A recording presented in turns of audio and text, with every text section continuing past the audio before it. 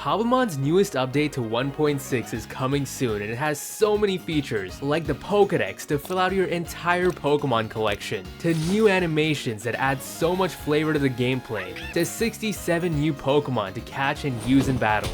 There are so many things to show you guys, so let's just dive into it. So let's start off with the most important item, which is the Pokedex, a tool to help document all your Pokemon information. But before I open up my Pokedex, I want to have a Pokemon, so let's say I choose Bulbasaur as my starter Pokemon. If you hold right click with the Pokedex, it shows the scanning feature which tells you all about your Pokemon, which is so cool. But now let's go ahead and open up our Pokedex, and as you can see we have the entirety of the listings here, but we only have Bulbasaur registered so far since it's the only Pokemon we've caught. So in the bottom right you can find the information, so you can scroll through its dex entry, the abilities it has, its height and weight, the base stat total and all the distributions, and what they drop when you kill them, so basically everything you need to know. On top of that, you can also see all the animations they have, from walking to sleeping, as well as their Pokemon cry.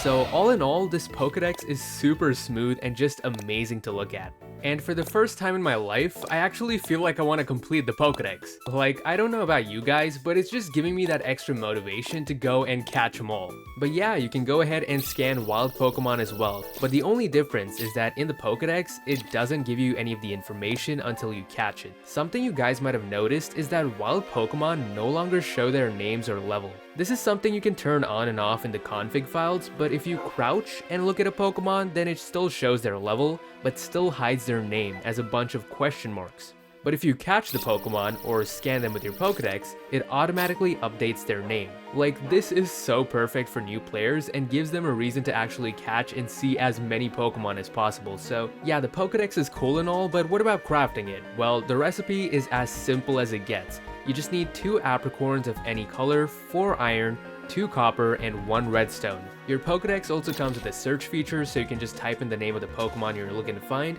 and also you can just sort all the Pokemon based on which region they're from. But yeah, I've pretty much covered everything I could in terms of the Pokedex, so let's move on to our next feature, Pokemon fishing. You can craft one of many types of rods and cast it into the ocean to fish up a Pokemon and battle with them. You can definitely fish up different Pokemon from different biomes, but there is a way to manipulate the spawns in your favor, and that is with the use of berries as bait. For example, I'm gonna attach an orange berry onto my fishing rod. This makes it so that my next cast will have a quicker bite rate by 33%. From what I've seen, different berries have different effects, so some help find specific type Pokemon, others help with finding certain natures, increased chance of hidden abilities, and shiny Pokemon as well, so you have everything to choose from. In order to craft a Pokerod, you need 3 things. First is a normal fishing rod, second is any type of Pokeball, and third, you need a Pokerod smithing template, which is something new in this update. You basically combine them all in a smithing table to create a Pokerod themed around the Pokeball you chose. So this is what it looks like if I attach it with a Master Ball, now with an Ultra Ball, and now with a Dusk Ball. Okay, so moving on to the next thing, we have some of the new animations, in particular for evolutions and shiny Pokemon. So now, whenever you want to evolve your Pokemon, make sure to throw it outside of its Pokeball to see the evolution in action. Shiny Pokemon are so cool, but they're also very hard to find. And it would be horrible if you missed one while not paying attention. So to make it easier, shiny Pokemon now give off this sparkling noise when nearby, so make sure to listen close. Trading Pokemon with other players is pretty necessary when you're trying to complete the Pokedex for stuff like Scizor and Steelix, so it's a nice little touch that they added a trading animation too. If you want to play this new 1.6 update early, then you should join me over on the Cobblemon Delta server. They've already updated to 1.6, so it's going to be a lot of fun playing around with the Pokedex. They also have a ton of exclusive features, from challenging Pokemon dungeons with your friends, exploring Paradox Pokemon in Area 0, and the Ultra Space Dimension to capture Ultra Beasts in wormholes. Honestly, it's the best Cobblemon server out there, and the community is amazing. Like, I've made a ton of friends without even expecting to. But yeah, let's get back to the update. Pokemon move animations have the most potential, and if you don't believe me, just see the animation for Seismic Toss. They made a bunch of others too, so here are all the new and updated move animations.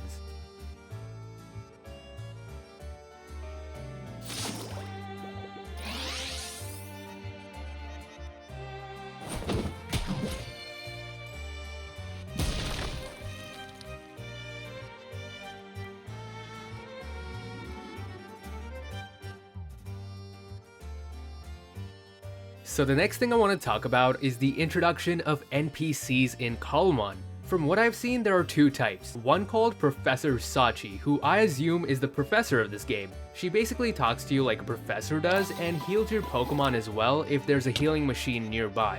The second NPC is a trainer by the name of Hero.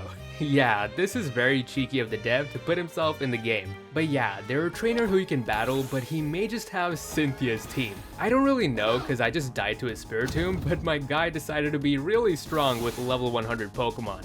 I don't think you can find these NPCs in the game without spawning them yourself, but you know, it's a step in the right direction. Speaking of battling, you can now set a level when battling with your friends. What I mean by this is that all your Pokemon get set to the level that you choose before the start of the battle, which can either be level 50, level 100, or level 5. So that's a very useful setting to make these battles more fair on the go. Besides that, there are also now Pokecenters in villages.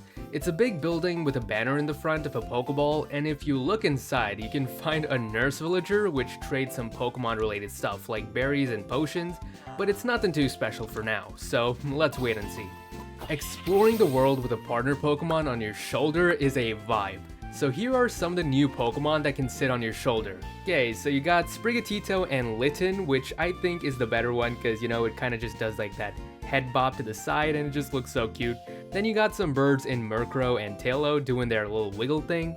Then you got Glimmet just wagging his tail and Elgium like shining his alien powers, so that's kind of cool. Tepig just looks adorable, man. Like the way it shivers, it just shows that it's kind of like scared or it just doesn't know what to do. And then Beldum's, you know, it's just there. Then you got Fomantis doing its little dance and Dreepy kind of like clinging onto your shoulder as it's getting blown away. When it comes to the new Pokemon, they didn't add as many as usual, but I guess they focused a lot on the Pokedex and updating old models. Now let's show you all the 67 Pokemon added in this update.